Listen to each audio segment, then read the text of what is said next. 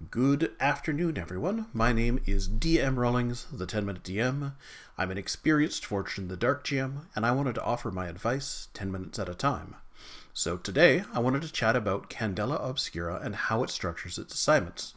Note that I will be not talking and spoiling the Quickstart adventure, but I will be discussing its structure. I'll just leave out any of the specific details. So when it comes to Candela Obscura assignments, there are 5 major parts. There's the setup, the hook, the investigation portion, which is the biggest part, the climax, and the epilogue. I'll be covering each of these, then I'm going to hit you with my key takeaways at the end. But before I get into it, this is my 8th video so far. If you do want to master running Candela Obscura and other Fortune in the Dark games, I really do recommend clicking subscribe. I'm posting twice a week now on Thursdays and Sundays. And one more note, I am looking for advice on what I should be covering next. There's far too many topics, and I'd love any kind of guidance about what we should be covering first. Anyways, on to the topic at hand. First up, we have the setup, and the setup is aimed principally at the GM. It gives them kind of an overview of what the assignment is going to be about. It includes any content warnings, as well as a brief premise of what's going on, some extra background in case you need it, as well as some threats and NPCs and notes on them so that you can pull them in the event that you need some extra attention or someone to be introduced or someone to talk. Next up, we have the hook. And the hook is a short set piece where the players, but importantly not the characters, see some kind of inciting incident. And in the world of television, this is called a cold open or a teaser. If you've watched any kind of episodic TV, you've seen these before. But really what we're doing is we're inciting some supernatural activity that is going to trigger a Candela Obscura response. And that's going to set the premise for what we look at during the rest of the adventure. So, the investigation. The investigation is broken into 3 key scene types. There's the arrival scene, there's the exploration scenes, and there are escalation scenes. Most scenes have some read-aloud text, usually, that places characters in the fiction and establishes a sense of place.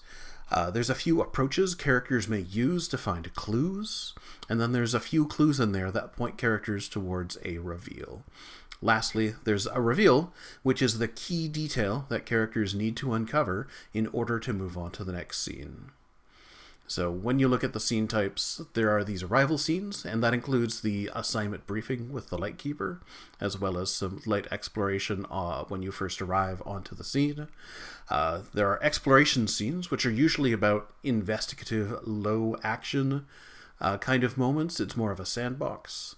And then there are escalation scenes, which introduce some kind of plot twist and tend to be higher in the action quota. And one important note as the investigation goes on is the deeper into the assignment, the more dangerous the stakes should feel. And eventually, a scene's reveal is going to lead the characters to the climax, which is our next portion here. So, the climax is the dramatic, high-stakes conclusion of the assignment. It's the point of highest tension and likely the highest danger in the entire assignment. The reveal of the climax is usually also quite obvious and really visceral. This is that awful horror moment that you want to capture that's going to repulse your players and make them realize just how in over their head they really are. And at this point, the characters need to resolve something in order to complete the assignment. It is going to be the end moment for them. As we shift on to the epilogue, and this just lets us wrap up any loose ends that we have. It's similar to the hook in that the players are going to be seeing it, but the characters will not. And there tends to be a series of questions that the GM might ask to provide a satisfying conclusion. So yeah, what does it look like to run an assignment? Really high level, I think your goal as a GM is to drive the action to such a point where the scene's reveal happens in a natural way.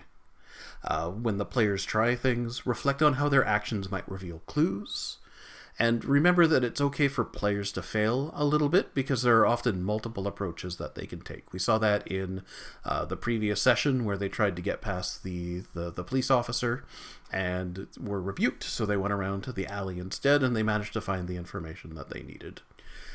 Let your complications introduce new obstacles that raise the stakes, and then let the fiction guide you in terms of when you're introducing new problems and complications. What are things that the story demands that make sense that would happen next? All right, during a assignment, they list a few different ways that characters may approach the situation, but players are players, and they may take unconventional approaches. And that's okay. Don't panic. My recommendation is to look at the clues themselves and not necessarily the approaches, because often these clues can move around very freeform. They don't have to be this specific dock worker that knows something. It could instead be something that they find in a safe. You have the ability to move those little details around in order to get people to these reveals. Few questions you can ask. Do any of these clues work if I move them somewhere else, maybe to a different person or location? Is there some kind of NPC from the list that you could introduce to a scene that will get the PCs back on track? Are there any other clues? Like, could you just invent a new clue, whole cloth, and add that to the player's choice? When in doubt, in any situation like this where you're thrown for a loop, it's perfectly okay to say you have to go to the bathroom and call for a bio break, or maybe ask to go get a glass of water if you're in a virtual game, and buy some time for you to think about it, because players are players and they are sure to surprise you. Use whatever cheap tricks you've got in order to make it look natural. And then lastly, scenes are scenes. Don't think too hard about exploration versus escalation and what the difference between them is. Frankly, as I read them, I just see them as kind of scenes with maybe slightly different flavor. So, in truth, they play out relatively the same. They all have reveals, and your job is the same no matter what. From what we've seen so far, there's one arrival, then 2 exploration, then 2 escalations, then a climax. We don't know if that's the format that will be applied every time. In fact, I expect it's pretty wiggly and will do whatever the story demands. What's important is that each distinctive scene gets a little bit more tense. So build the tension slowly, or if you're in some kind of assignment that's very heavy energy, like a zombie apocalypse or something like that, it's perfectly fine to introduce a safe room where your players are going to be able to catch a breath and just get back into things.